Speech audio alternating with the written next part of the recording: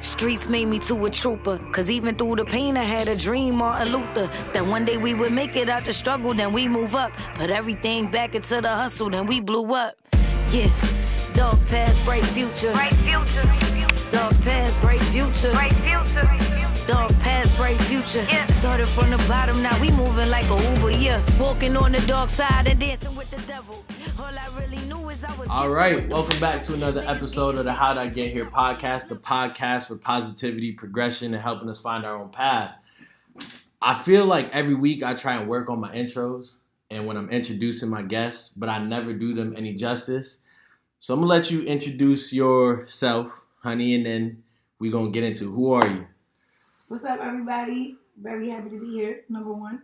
Number two, I am Hunni, and Hunni's just that bitch. Hey, I like how you said that with conviction, with confidence. Where's all that confidence and conviction come from? Man, that's just built up through the years. You know, the getting torn down to build yourself back up. Like, nobody could build you back up like yourself. Word. You know, when I took on that Hunni persona, people kept asking me, like, well, who's Hunni gonna be? And then I was just like, Hunni's gonna be that bitch. Right. And that's why every time I do an interview or I introduce myself anywhere and they ask who's Hunni, that's the answer you get. I love that. And you talked about, you know, getting torn down and building yourself back up. And that's a lot about what the Dark Past, Bright Future EP was about. Yeah. We're going to get to that because I've been listening to your music. I'm like, yo, it's hard to find in today's rap game a female artist with substance. You know, yeah. and I hate to say that, but that's... No, it's true. It's true. And that's what you are, and that's really why I like you. But before we hop into the nitty and gritty, where'd your journey begin? How'd you get into the music industry, music game? So I started rapping when I was 8 years old. Really? Yeah, I started rapping when I was 8. You know, when I'm 8, this is when BET and MTV was showing videos all the time, especially BET. I don't know if you remember, but BET used to show videos all day long. Every single show had videos in it. So, you know, it was summertime. I was sitting at my grandmother's kitchen table. We had the TV on in the kitchen, and we watching BET. The Not Tonight remix came on with the Lil' Kim song with everybody on it. You know, she had Angie Martinez, Missy Elliott, Left Eye, The Brat. And, you know, the video was all females partying. I'm watching that video, and I'm little. And I was like, man, that looks fun. So I was just like, I want to do that. And next thing you know, I took a piece of paper and a pen and I just started writing. Do you remember your first rap? The only bar I can remember. Right. So y'all remember Angie Martinez was the first verse on that record. Yep. And she says, what did she say? She says, like, I'm the Angie on the mic or whatever. So I was so young, I didn't realize that Angie was her name. So I thought it was some kind of like nickname for females. So I do remember one of my bars said something about being the Angie on the mic. Okay. But I didn't know that was her name. That's all I can remember from back then. But that's kind of dope because we all draw inspirations from somewhere to make our own sound. Yeah. You know, like me, when I was starting my podcast, I watched a lot of The Breakfast Club, Jamel Hill, Uninspired, a bunch of people, and made my own sound. Yeah. You know, my way of interviewing. You, when I hear you, I hear a lot of Eve. You know what I mean? I don't know if that's a compliment. No, it is. I love Eve. Like, growing up, I loved Eve. You know, I remember, what time niggas want? Yeah. You know, that was my jam back in the day, you know? So, and I mean, I always loved Eve. Like, Love is Blind. You know what I'm saying? I mean, just all her records. Like, I was a big Eve fan growing up. Right. So do you have any other inspirations? Or where do you draw your sound from? Who helped you create the sound that is Hunni? I mean, truthfully, I really look up to so many different rappers for so many different reasons. And, you know, I grew up listening to Jay-Z and Nas and Biggie. And I grew up also listening to Bone Thugs. I got an older brother who's 9 years older than me. So he had Fuji posters on the wall. He had Bone Thugs posters on the wall. So not only am I listening, that's what was introducing me to hip-hop was my older brother. And it wasn't like, you know, I'm young, so he ain't like, yo, come listen to this. But, you know, he's banging it, so I'm listening to it. And I had my older cousins, my older cousin Fred, my older cousin Ernie, that they were all the same age as my brother. So every time I'm around them, they banging Jay, they banging Nas, they banging Pop.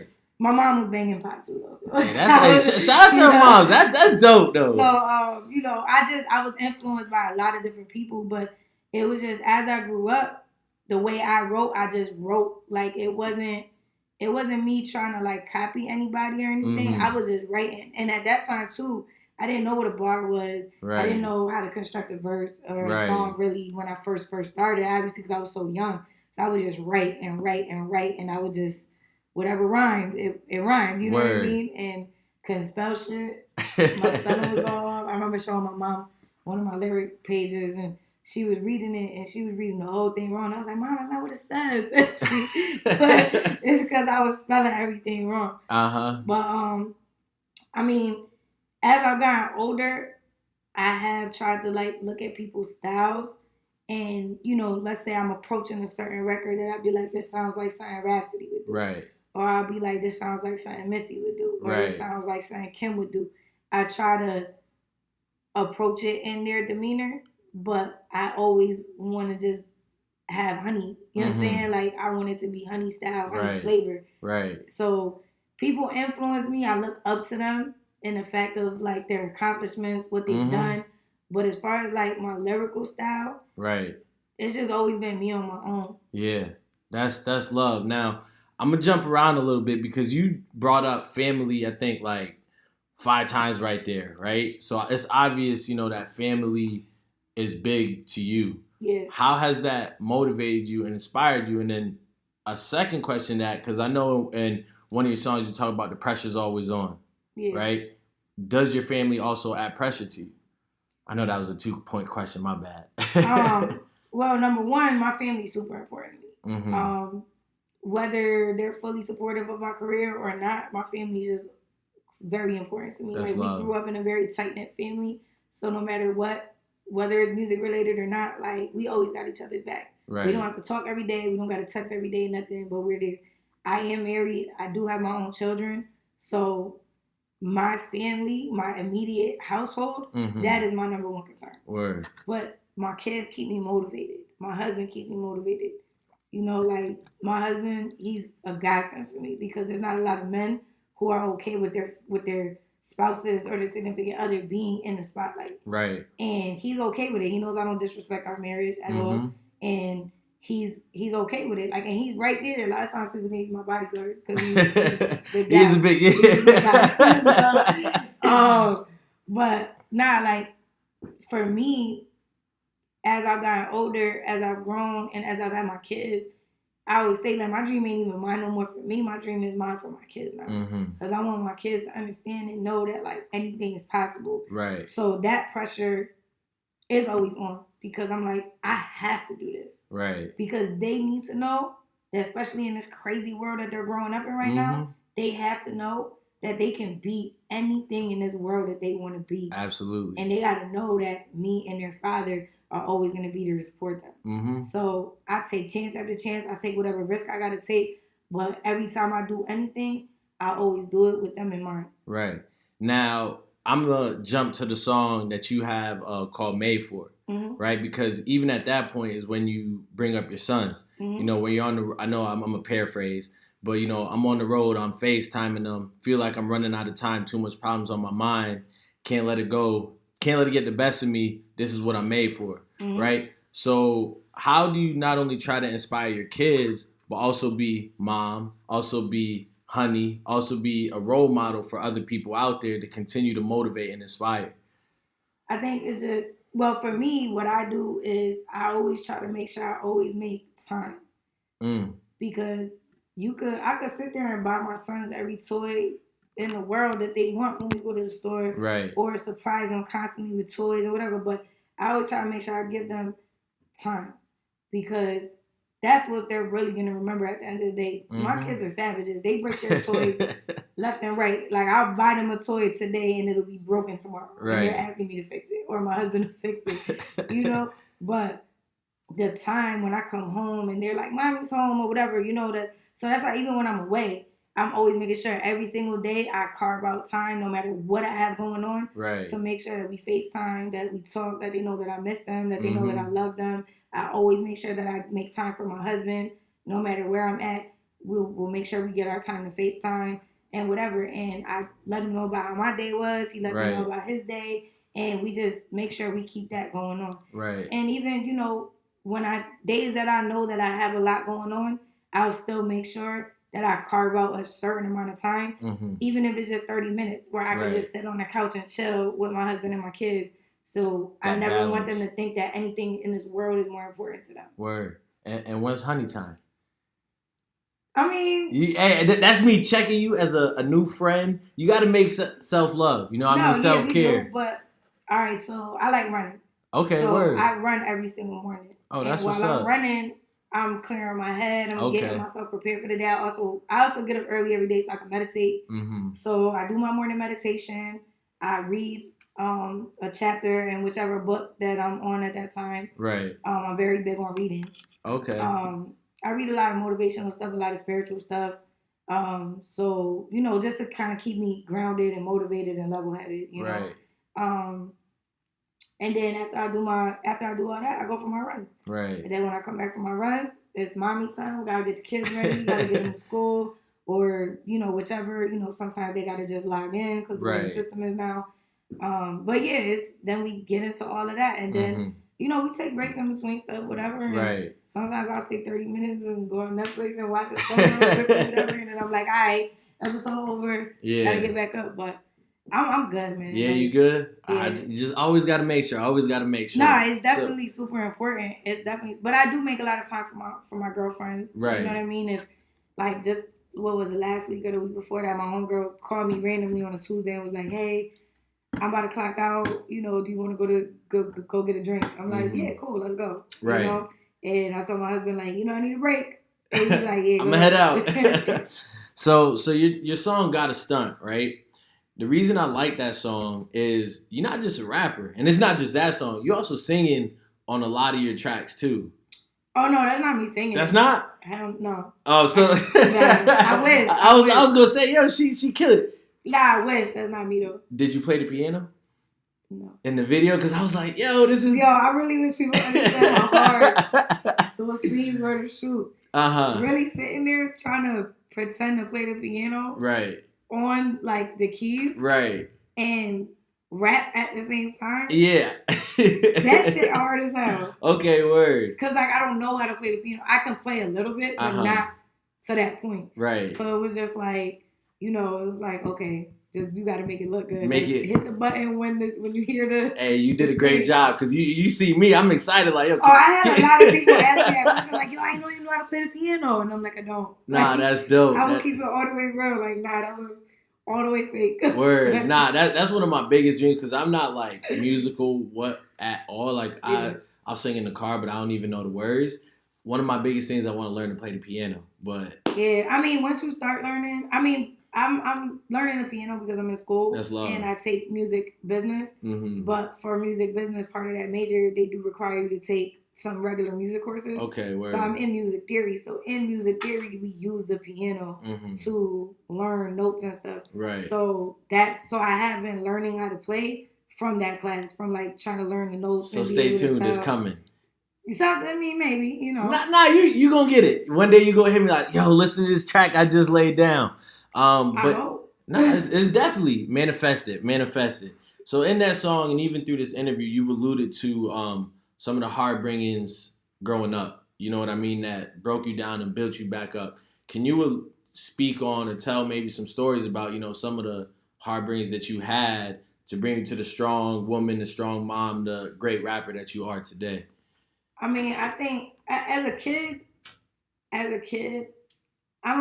don't really think we went through crazy times as a kid. Like, I started going through more stuff when I was trying to find myself as an adult, you know, because, like, the way my mom and dad were, they were just very overprotective. Okay. So then once I got the chance to, like, go to college and kind of just try to be my own person, it was hard because you're like, okay, like, I knew I loved music. I was still rapping and all that, but I was still trying to, like, be me, you know? Like, I grew, you know, the way my friends grew up, their parents was okay with them going to parties and stuff. It wasn't like that for me. And I had to hide a lot of my life because I didn't feel like I could talk to my mom and dad. Right. You know, so I didn't have a lot of people that I could just talk to and just like be open about things I wanted to do or whatever. You know, like my mom and dad were very set on the mindset of like you have to do good in school, you have to go to college, you have to do this, you have to do that. Right. So, and there's nothing wrong with that. You know what I mean? But now as an adult and as a parent, I know what I don't want to put my kids through. And I know my parents had the best intentions in the world for me. You know, they were teen parents. So they, of course, put that on me, not wanting me to be a teen parent. So it was like, because they were so strict with a lot of stuff, I had to hide a lot of my life. You know what I mean? And so it just, and they weren't really supportive of the music. And I hate to say it like that, but it's, you know, I look at like, you know, Beyonce's parents, like they even quit their jobs, and you know, there's a lot of artist parents who was their managers at first, and they really like did so much for them, but my parents weren't like that. It was like, oh, you got a talent show? Okay, cool, like we'll be there. Right. You know what I'm saying? But it wasn't moving me to the level that I could have been at a younger age. So, and I don't blame them. They just didn't understand my passion. They didn't understand my dreams.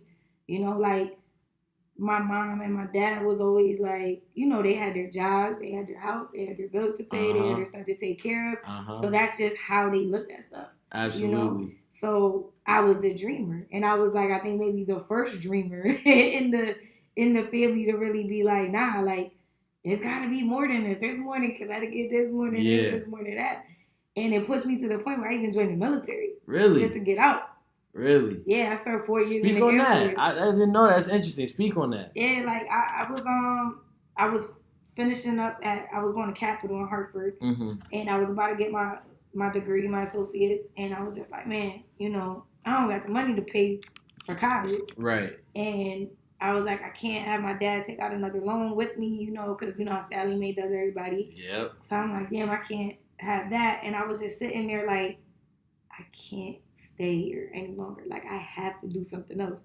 So I went to the military. Word. And I did my 4 years, and it turned out to be the best thing in my life. That's why my mom's been. Really? Okay, word. That's what's up. And that's a blessing because life brings you places that you're going to question, but you got to, as cliche as it sounds, trust God's plan and trust, like, I am where I'm supposed to be. Yeah. If I wasn't at that the Get Fit Fest, I wouldn't have ran into you. Yeah, exactly. You know what I mean? And sometimes you just kind of got to go with the flow of things and be like, all right, it's supposed to be happening even if you question it. Yeah, like I really learned to just kind of like live in the present moment. Like stop worrying about the past, stop worrying so much about the future. Just really just live in the present because I don't think people really realize how much stuff we miss out on because, you know, even just like a simple like, when my homegirl hit me up the other day, I was like, you know, I need a drink, come meet me.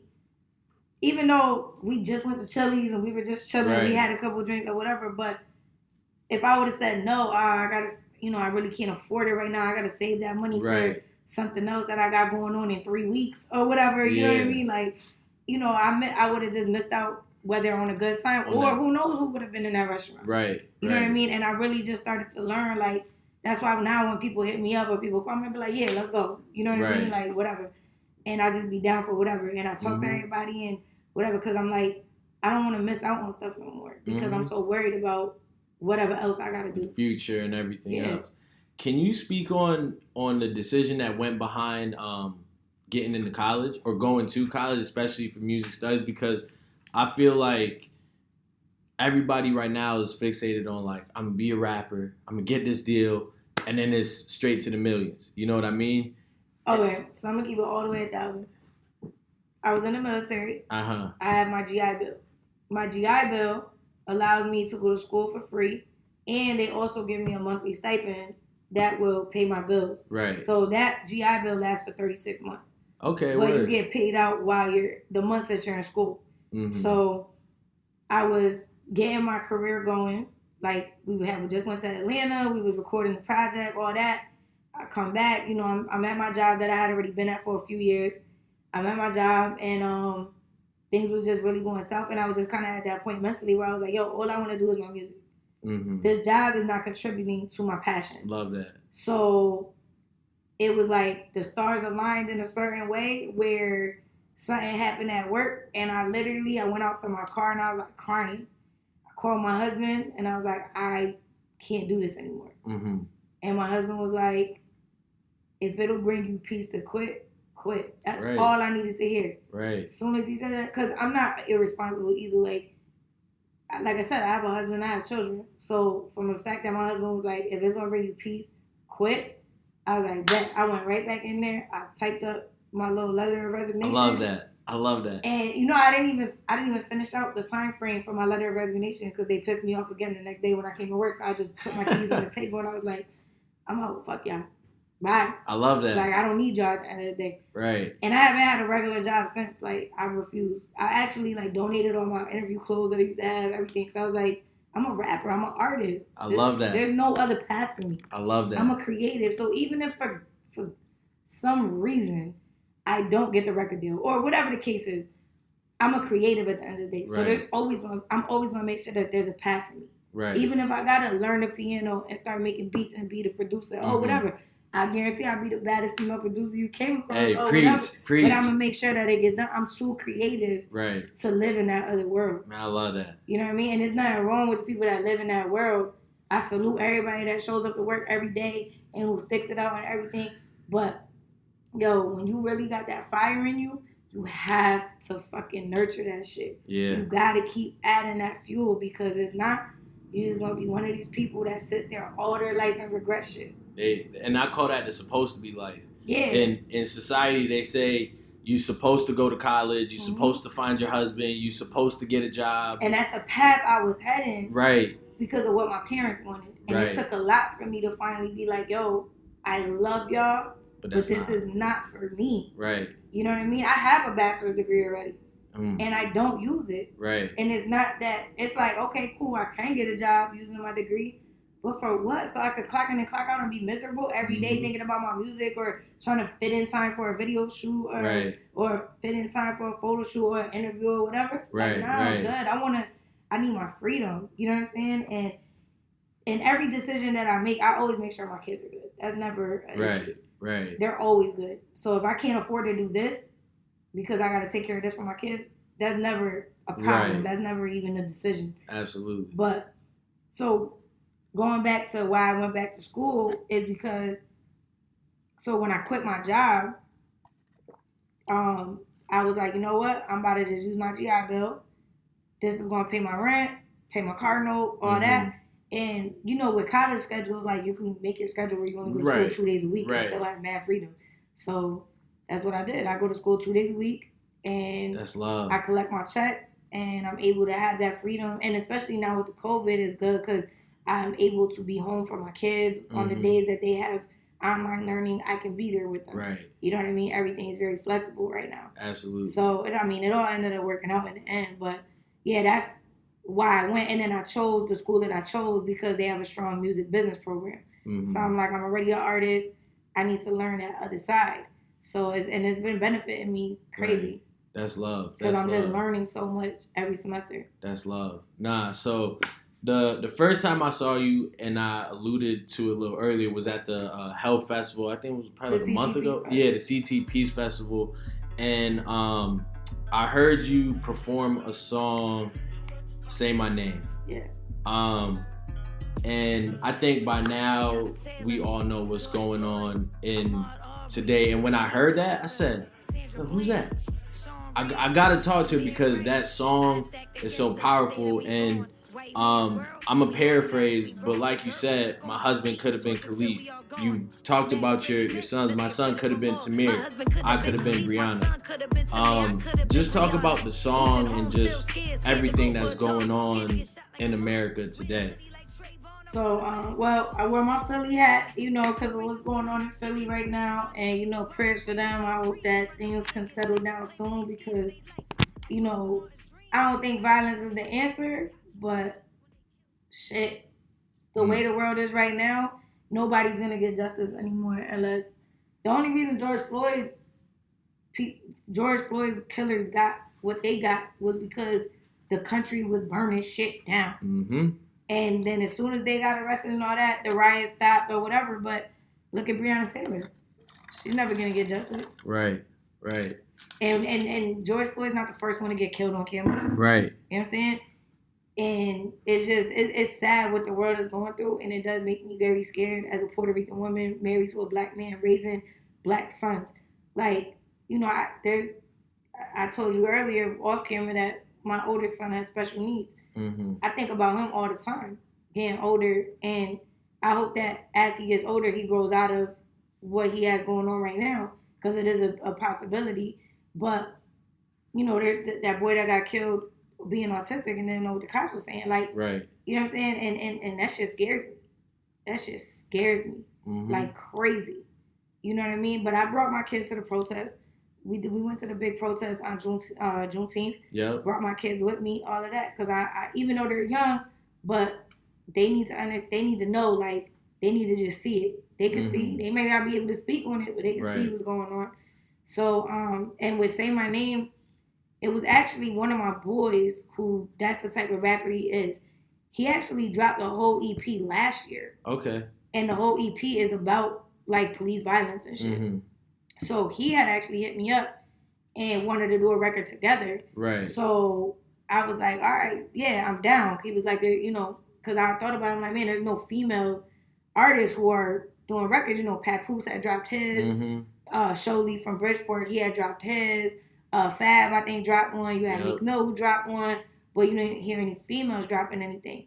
So next thing you know, I started thinking about, I had went to a couple protests, and, while we out there, we're like, say her name, say his name. And then it made me think of the Destiny Child, Say My Name. Yep. So I was like, man, I hit up my boy Shump, and I was like, bro, what about if we take the Say My Name, you sample it, and that's what I make the hook. I say everybody's name that's been getting killed, or not even everybody that got killed, people that have been done injustice. Because I talk about Santoya Brown, because, and that's the thing too. I feel like it's so much focus on the men who are being killed by the cops, but we forget about how many females have been done in injustice from the system or have been killed. Right. And when I looked up, when I wrote that, I was actually on Google, and I was on articles on newspapers and stuff, looking up in different states women that have been killed by the cops. And I was disgusted by some of the stories I heard. That little girl, Ayana, was only 7 years old. Never got to live her life. A little black girl, no. Mm-hmm. And the officer got acquitted. Right. Or he got the jury deadlock. I said it in the song. Mm-hmm. The jury deadlock, and he got off.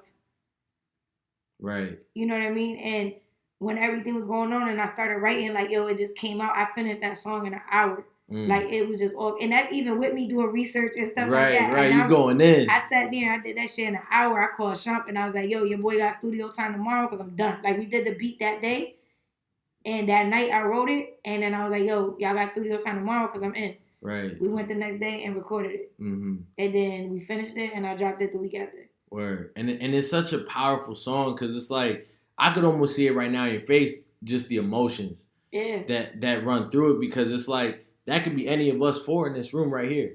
You know what I mean? And, like, you got a election next Tuesday, a week from today, that people are saying, like, oh, we're damned either way. But it's like, I mean, truthfully, my opinion, I don't really like to talk politics, but I feel like in this case, we're just voting for the lesser of two evils. And Trump is a fucking racist. So I'm gonna go with Biden. Like, but I think Biden's a child molester, so I don't even fucking know neither. Like, it's...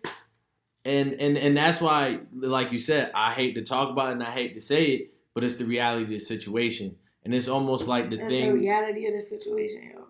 And what you were saying, I gotta at least expose my kids or expose the youth to what's going on right in front of us. You know what I mean? And when I first heard that song, it hit me, especially because now I'm a coach, right? Yeah. And I've got 14 African-American kids that look up to me that might see me more than they see their parents. Yeah. You know what I mean? And there's not enough people standing up to say, hey, this is what's happening, and here's where change starts. Yeah. Like, I have cops in my family. Mm-hmm. Like I said, I'm Puerto Rican. One of my cousins, she's Puerto Rican. She's married to a white man, and he's a cop. Right. I got my ex-sister-in-law, who her person that she's with now, that she's been with for years, he's a cop, but he's actually half white, half black. Okay. Well, he's a cop. You know what I'm saying? And I know that not all cops are bad. Like, I don't think that at all. Right. You know, growing up, going through my DARE program and stuff like that, the cop who did my DARE, she was awesome. Like she was super dope. You know what I mean? But, and then, the cop that was at our high school, he was a black dude, and he was the biggest dickhead in the world. Right. You know what I'm saying? Mm-hmm. So it's like, I don't think all cops are bad. And I look at my family members that I have good relationships with, right. And I can't see a bad bone in their body. I can't see them lifting their gun up to nobody. Mm-hmm. You know what I mean? Like, they became cops for their reasons to become cops, but I can't see them hurting anybody. Right. You know what I'm saying? And, like, the stuff that's going on right now is just like, that's why I made sure in the song I said, fuck the system, fuck them racist police. Because not all police are bad. And that's what it is. It's a system and a job description that's not built for everybody. No, and even with the George Floyd situation, right? When they said that two of the cops, they were rookies, and they were like brand new, like what did they say? I think one of them, they said it was like his first day out, and then the other one was like his third day out. Right. So I know that the police run like the military. Being somebody who was in the military, I can speak on that because I could say when you are in that situation, I honestly did feel some kind of sympathy for those two that they were rookies. Right. Because of the fact that when you go into the military, you have no choice but to listen to your superiors. Yeah. So their superiors were the ones that were doing what they did. Mm-hmm. You know what I'm saying? And if they're like, stand on his back, and they're rookies. What you gonna do? They defy them. Mm-hmm. People who have never been in the military or who have never been a cop do not understand what that looks like when you leave that situation. So they didn't know what was going to be the backlash of them not listening to their superior. Mm-hmm. I'm pretty sure they did not want this man to die. Right. You know what I'm saying? But the other two, whatever, fuck them. But I did feel some kind of sympathy for the other two who were rookies because, like I said, I've been in the military. So I know. It's just like when they're out in war and on the battlefield, look at how many soldiers we've lost because their colonels or their commanders have been like, we got to go make this move. And then it ends up being some kind of fucking trap and they die. Right. You know what I mean? And that's why I'm like, but you can't defy your superior officer. Mm-hmm. If your sergeant tells you you have to do this. I was in the military. I ate shit all the motherfucking time. And I would sit there and be pissed the fuck off. But I'm like, damn, if I don't do what this man says, or if I don't do what she says, I'm going to be in mad fucking trouble. Right. So I got to just follow the orders, whether I agreed with it or not, whether it made sense or not. Absolutely. You know what I mean? So it's just like, with all this stuff that's going on now, it's scary because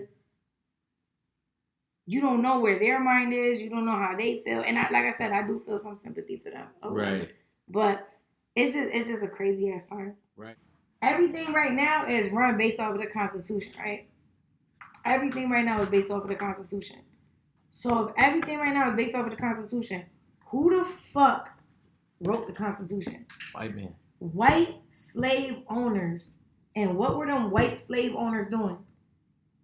They were fucking raping their fucking slaves, all of that extra bullshit. Mm-hmm. So this group of white men was the ones who laid out the whole foundation for our fucking country to keep running on.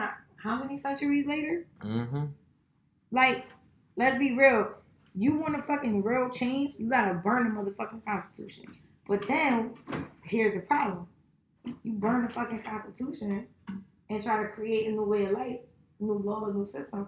But who the fuck do you get to govern that? Who's to say who's supposed to be the new people to write the new Constitution? But you know what my issue is? So if you look at the civil rights movements, right? We had Martin Luther King, we had Malcolm X, were the two, head honchos, right? Although they had opposing views, they were fighting for one common cause, right? Who do we have like that today? We don't got nobody. Because the civil rights movement was the last time that anything changed. Yeah. But even you got to look at that. What were they doing? They were doing sit-ins. There was riots still going on, all that. That's why I'm like, yo, nothing is really going to change. Breonna Taylor will not get justice until that city gets burnt to the motherfucking ground. Because they're going to want to stop the fire. so they're gonna put it out by giving her justice, which is fucking bullshit. Because that's the only reason that George Floyd's case got any type of fucking justice. And keep it real, nobody even knows what the fucking outcome is gonna be to that case. Right. Yeah, they lost their jobs and they got charges. But look at what happened to the little 7-year-old girl, Ayanna, that got killed by a white cop. The jury deadlocked. And he got off. Right. And even with Breonna Taylor, correct me if I'm wrong, they got off.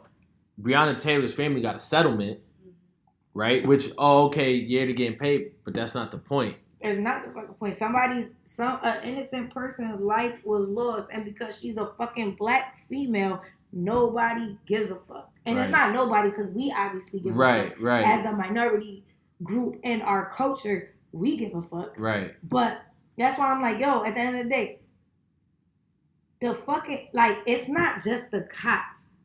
Look at Khalif Browder's situation, right? Khalif Browder got arrested over some profiling bullshit.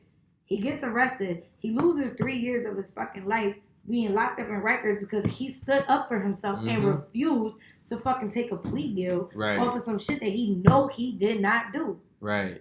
So he gets tortured in jail, all this other bullshit, and then the boy that his backpack got stolen was back in fucking Mexico. They didn't even have a fucking complaining witness anymore. And they still kept them in Rikers Island with motherfucking killers and shit.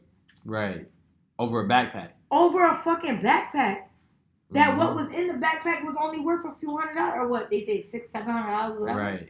And they kept this poor boy in jail to the point where it traumatized him so much that he killed himself. Mm-hmm. You know what I'm saying? Like, so it's the whole system. Like, yeah, the cops are fucked up because you initiate the shit, bringing these people into the system. Right. And then now, but then it's the whole rest of the system that's fucked up because that prosecutor and all that, they was on bullshit. They was just trying to win cases, and get their numbers up, so they didn't give a fuck about whose life they was affecting. Mm-hmm.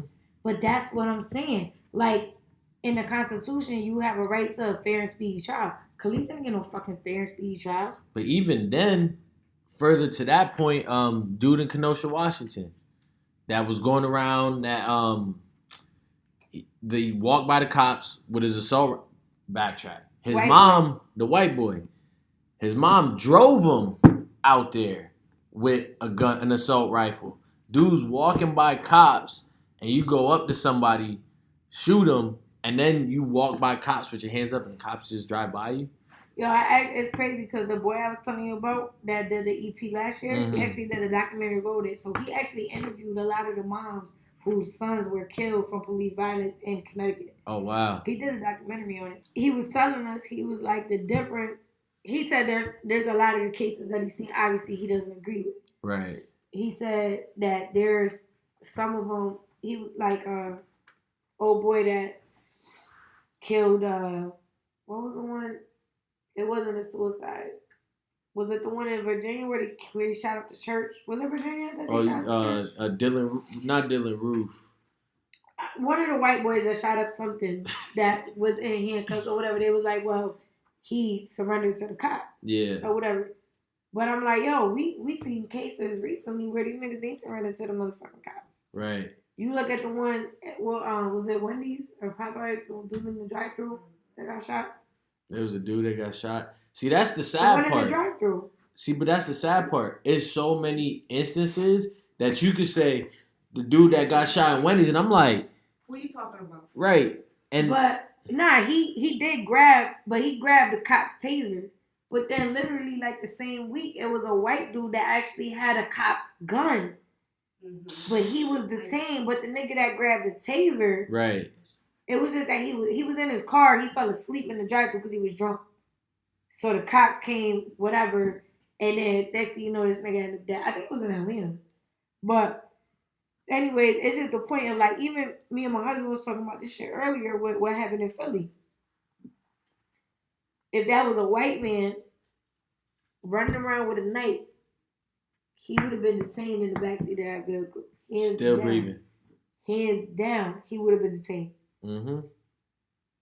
You know what I'm saying? And we worry about shit like that because, like, I told you, my husband's family, they're from South Jersey. Right. So Philly is right on the other side of the bridge. But, like, his youngest sister lives in Philly. Right. She lives right around all that shit. So it's like, you know, the last time we actually went out there, every time we go out there, we stay at her crib. Mm-hmm. So we always stay in Philly. So, like, we was trying to go to Wawa. We couldn't even go to Wawa, which is normally 24 hours because everything was fucking boarded up. Right. Philly was not playing. They were going crazy with the rides. And the sad part is, in cities like Philly, you got parts of Seattle, parts of California that are still riding hard, right? In Connecticut, went hard probably for a month, 2 months, 6 weeks. It died down. And that's where I'm going with it. Like you said, burn down the Constitution. Hey, even if this takes away from my views, I think we need to burn down the White House. You know what? I ain't even mad at you for saying, but it's like I said, you got to think all of this. Then shit, what?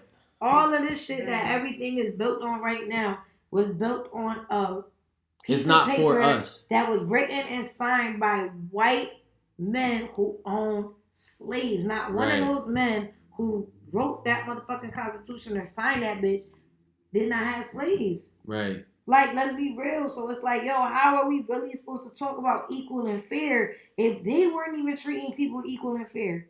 Right. And people even talk, yo, look, be real. Abraham Lincoln didn't really free the slaves because he gave a fuck about black people. Mm-hmm. That he did what the fuck was in his best interest in the moment at the fucking time. Right. Thank God that he did what he did, though. Like, it's a blessing he did what he did. But where was the intent behind it? Right. That's what you got to look at, the fucking intent, yo. And that's why I'm like, yo, but that's like what I said. Take that, go to Washington, D.C., take that bitch and burn all that shit down. But who is supposed to advocate for everybody? But I got to answer to that question, though. Because it's not even burn it down and rebuild that system. I think we need to leave that system and create our own for us. But that's what I mean. Mm-hmm. Even if we do that, who's supposed to be the leaders of that? How do you? So who's? But that's the thing. Who's to stop? Say you and I, right? Say, all right, this Saturday we're gonna have a black-owned flea market, right? Say you got a clothing line, you got a clothing line, you got a food market, I got a food business, right? All right, this right here is a black-owned flea market, and then from there we create our own black currency. Right, because there was Black Wall Street. Did you know? There was, but then think about what you're saying. I'm not mad at it. Right. But then ain't we going back to separate but equal? But at some point, right, and you got to take 2 steps back to go 10 steps forward. You get what I'm saying? Rick Ross said in one of his songs, and I don't know if I so much agree with this line, but he said, I'm glad Donald Trump became the president because you got to fuck shit up to basically get it back to where it's at, right? So yeah, we'd be separate. No, that makes sense, but it's true. It's true because at the end of the day, the Democrats picked Hillary Clinton to be the president, and even though she won the popular vote, Donald Trump won the electoral vote, which is what really matters when it comes to the fucking election. But they use the popular vote to sway if it's a tie. Right. So they use the popular vote to sway. But Donald Trump won because nobody's ready to see a fucking female run the country. It was one thing to get a half black. Everybody look at Barack Black side. Have you seen his mama? That man's mama is white. Right. As fuck. So, you know what I'm saying? Like, but only everybody ever focuses on the fact of his half black side. Right. But what I'm saying, they gave it to a man. Now you bring it to a woman, they was not. They looked at every reason to crucify her and say. They were not. Donald Trump grabbed the pussy. Well, she sent some bad emails. We going with the pussy grabber. Like, come on, man. Like. Yep. And I'm right there with you. Like, come on, man. You know what kills me? I hate when people that I fuck with put shit on social media. So, because then I look at them like, damn, I thought she was my dog. Have you cut people off because of the... I haven't cut anybody off because I'm a very understanding person.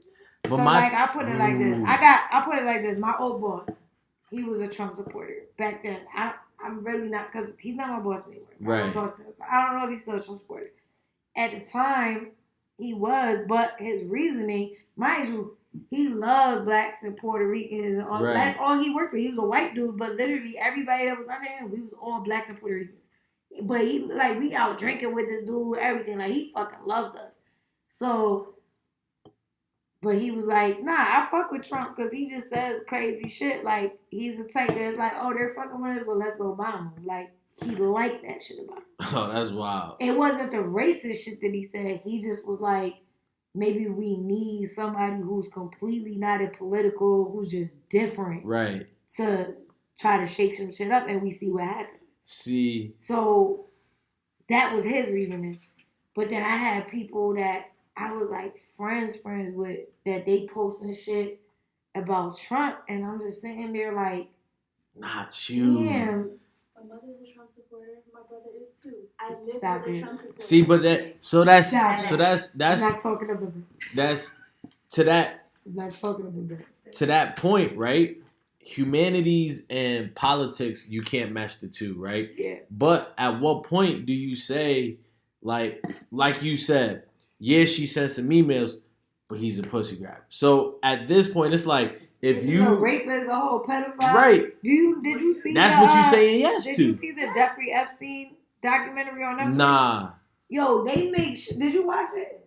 You see, they make sure to point out that Trump was on that island with little girls. They like it since from the first episode. They make sure to show pictures of Jeffrey Epstein with Trump. Like they make it very like look at what y'all put in office and like they don't focus on nobody else as hard as they focus on Trump being with Jeffrey Epstein on that island. And that's why I say, did you cut anybody off? Because at this point, now you're saying yes to that. Now you're saying yes to racism. Now you're saying yes. You might agree with his political stuff, but you're also agreeing with that shit that, to me, I can't rock with. Like, the other day, after the debate, I didn't watch the second debate. Nah, I didn't either. I like watching the SNL debate. I'm not gonna lie, the SNL should be funny as fuck. But then I gotta watch the real debate so I can catch all of them. But I had a dude that he's a white dude. We were in the Air Force together, and I mean, like, I'm cool with this dude. Like we cool. You know what I'm saying? Like he's from Connecticut, I'm from Connecticut. We was in the Air Force together. I fuck with him heavy. You know what I'm saying? Like he knows I'm Puerto Rican. He met my husband. He knows my husband's black. Literally the other day, right after the debate, I go on Facebook in the morning. First thing that pops up on my timeline is his rant. And he's talking about vote red, vote Trump 2020. People who sit there and say Trump is a racist, where's the proof? Da, da, da, da. I'm like, no. Like, you're supposed to be my boy. Yeah. And now, but then if I run into him, am I going to not talk to him? Like, and that's the thing. It's like, I don't think he's a racist. He just supports racism. And that's the fucked up part. That's what's got so many people fucked up. And that's why I don't like talking politics with people. Because I'm like, yo, I don't want to lose my friendship. But then, because then when we start talking politics and you agree with shit like that, the first thing I'm going to revert to is Trump is a racist. So if Trump is a racist and you support Trump, do you think bad of me as a minority? That is the first thing that comes to my head. Right. And that's the reality situation, because if you don't, now you're contradicting yourself. So now you don't even make sense. You get what I'm... And that's why I say it's like, at that point, at 28 years old, the man that I am, I don't got time to figure out your morals, your common sense. Listen, if you come out your mouth and... If I come out and say, all Puerto Ricans are thieves, right? I'm Puerto Rican too, but if I say that, right, then that's me saying, hey, I'm still your friend, but I still think you're a thief.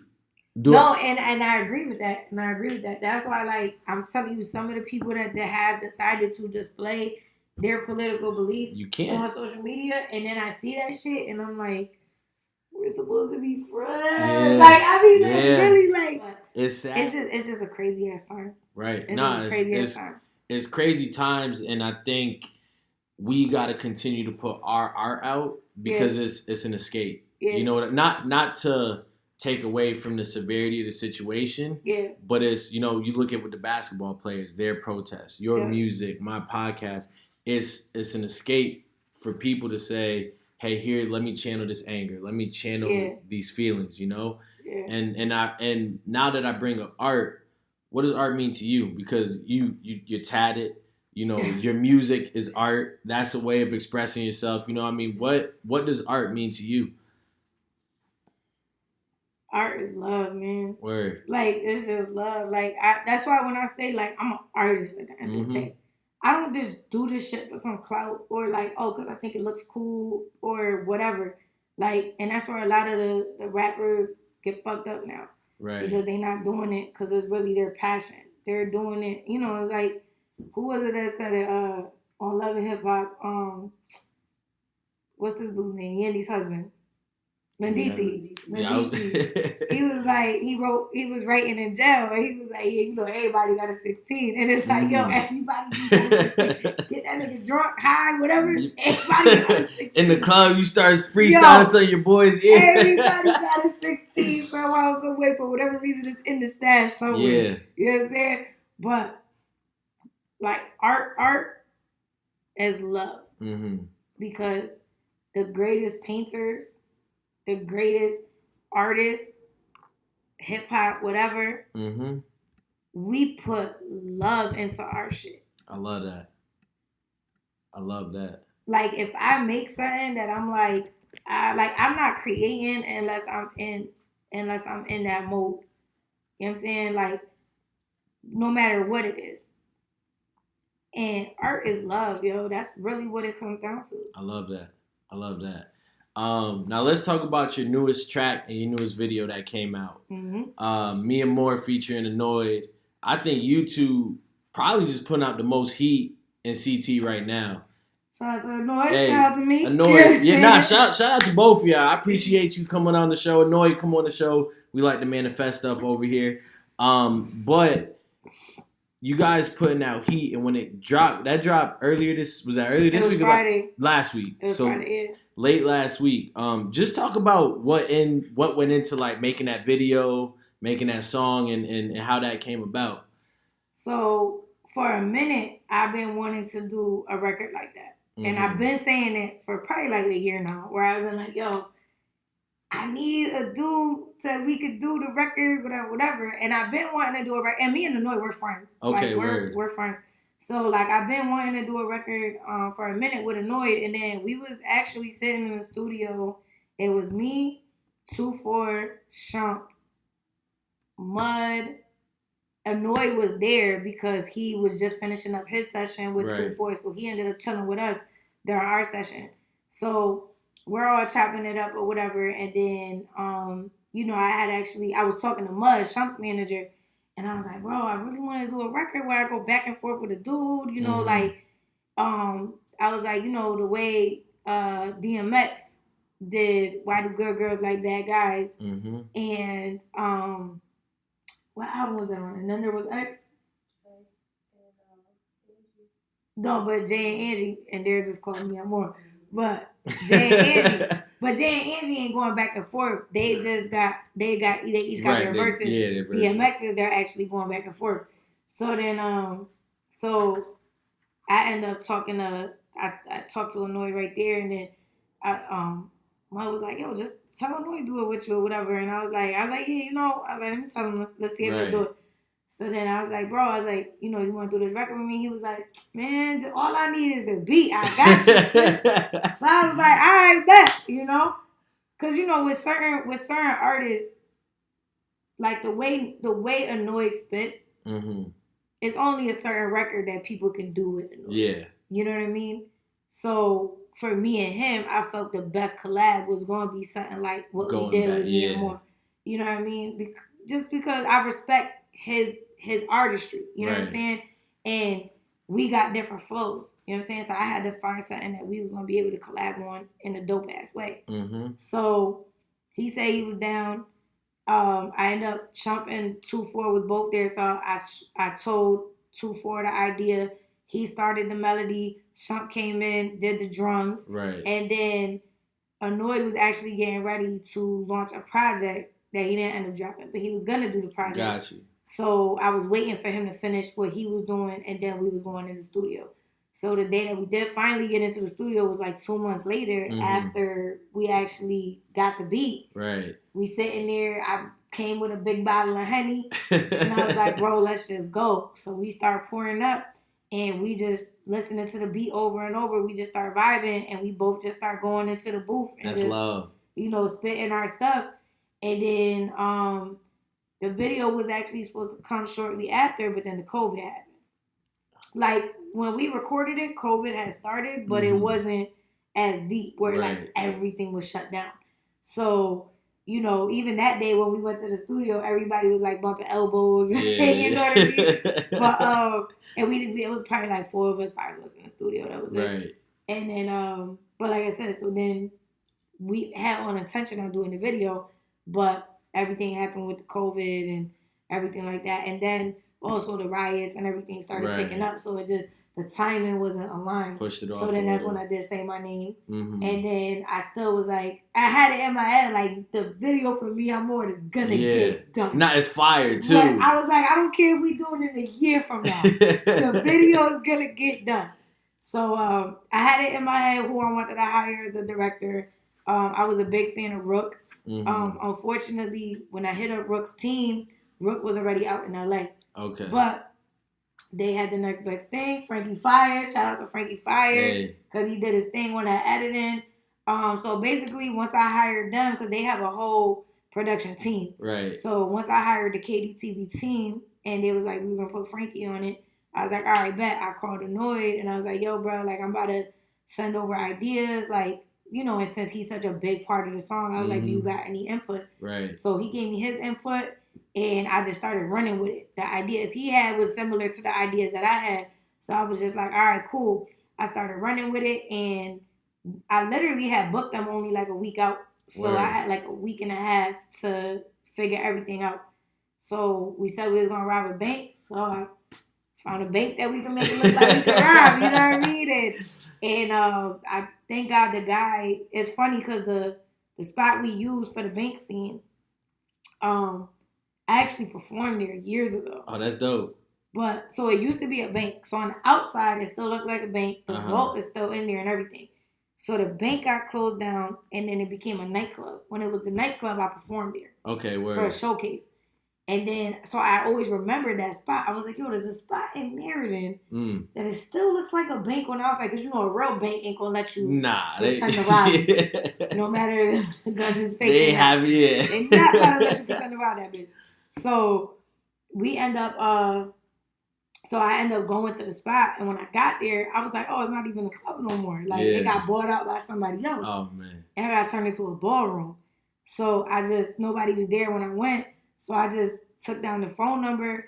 I called the guy, and I didn't even tell him what we was doing. I was like, hey, we're working on a video project. And I said, we just need to use your outside or whatever. He was like, yeah, that's fine, whatever.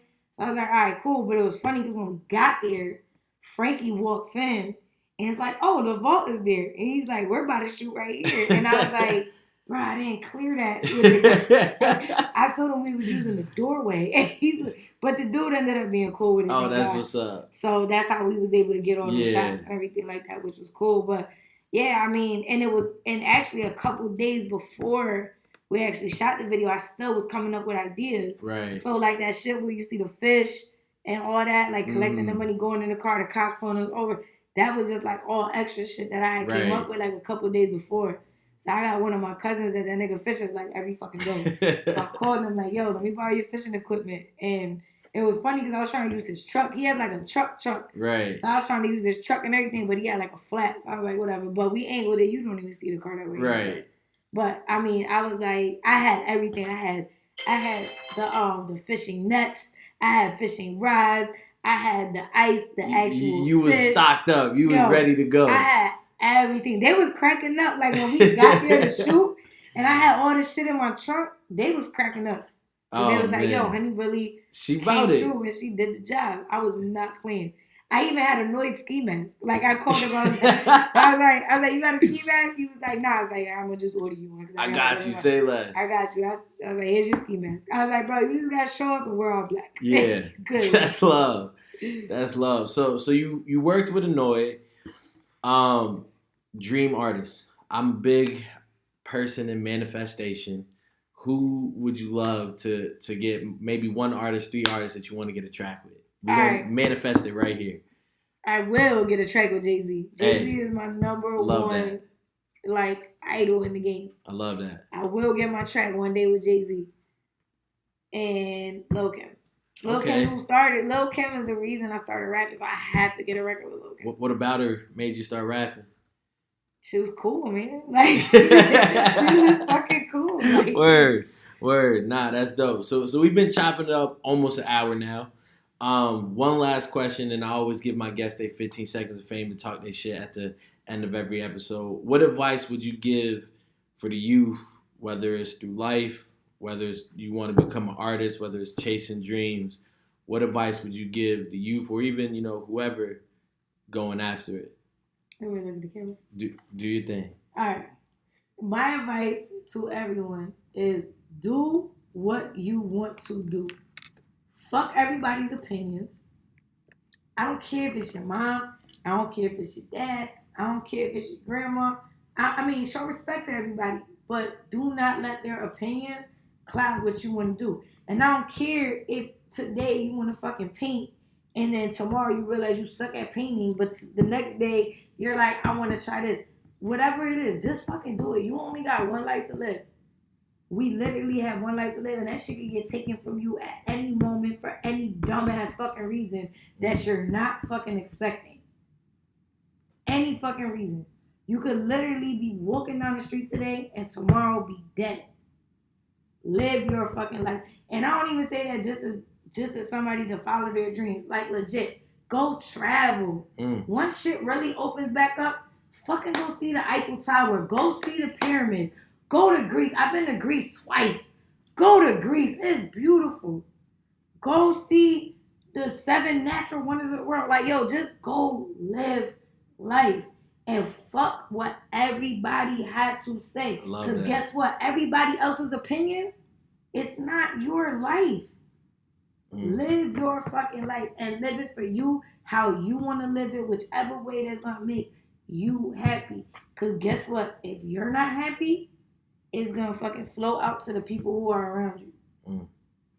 Not even just be happy, live in bliss. People get happy when they get a promotion at their job.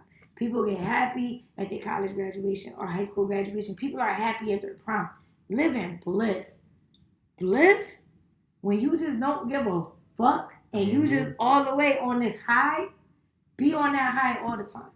Learn how to get you that high without a drug, without a liquor, without none of that, without people. Yo, fuck everybody's opinions. Do you and live your life for you. That's all I gotta say about that. Hey, that was great. That was great. Best advice you will ever get in your That might be the best thing I heard all week. Shit. So yeah, I mean that's about ready to wrap up. Looking at that camera, this your 15 seconds of fame on you. You just killed that, but talk your shit, promote your shit, shout whoever you want. Do your thing. All right.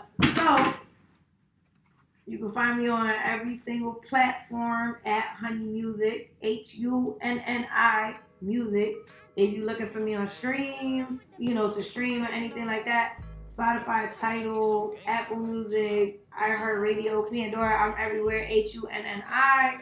I'm everywhere, man. YouTube, HUNNI. The new single, Me and Annoy, Me Amor. Shout out to him. Shout out to Floyd. Shout out to Shump on the beat. Just shout out everybody that's really been rocking with me and everybody that's been supporting me, because people will say they support you, but they won't even pay 99 cents for this single.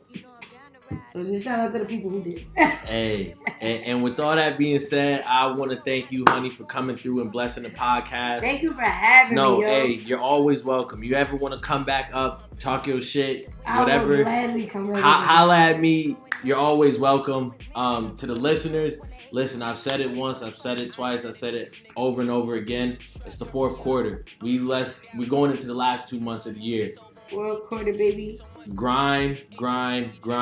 People act like 2020 is over because of this bullshit that's going on. That shit not over. That shit is supposed to make you a hustler, baby. Exactly. And perspective is everything. If you want to look at it like this year sucks, That's how you're going to look at it. Take that negativity out of your mind, yo. Exactly. With all that being said, it's a wrap on another episode. Cut. Cleaning off the pistol. You know I'm down to ride if we ever got an issue. So much in the duffel, we gotta count it all by midnight. Split it down the middle, I'ma bless you like a Zentite. Forever got the invite. I'ma run this red light. I'ma set the getaway car on fire and ignite. Let me get rid of the burner and wipe the prints. Even if they cuff me, I swear I never snitch. Meet you at the drop off, lit check, dip.